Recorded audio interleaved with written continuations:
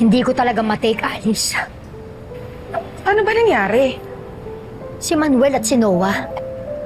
Pinagkaisahan ako. Can you believe it? Yung dating magkaribal.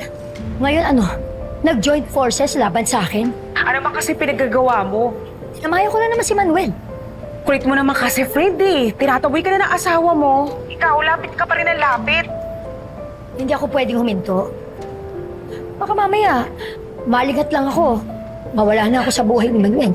Hindi naman pwedeng... Hello? Hello?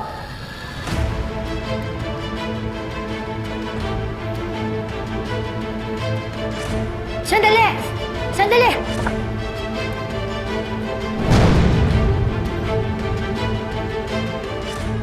Noah, salamat. Bumalik ka. Actually, I'm supposed to be at the airport right now. Pero sabi mo sa message, urgent.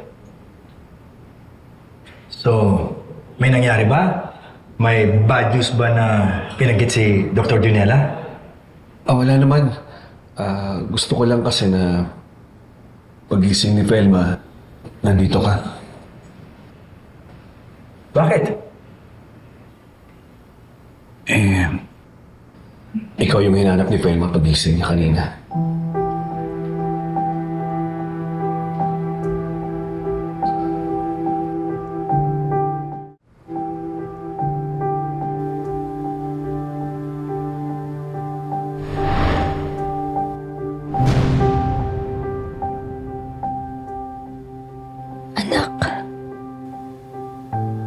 Anak yung daddy mo. Yung totoo mong daddy. Parang nakita ko siya kagabi.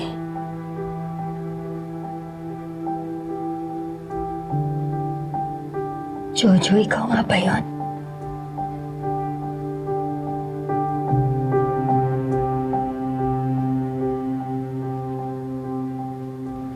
Meron tayong ilang expected na post-surgical effects.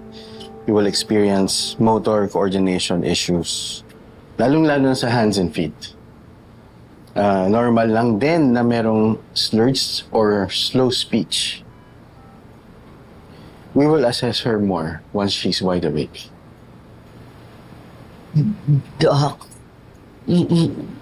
mga anak ko, Jeffrey, Andrea, Colleen.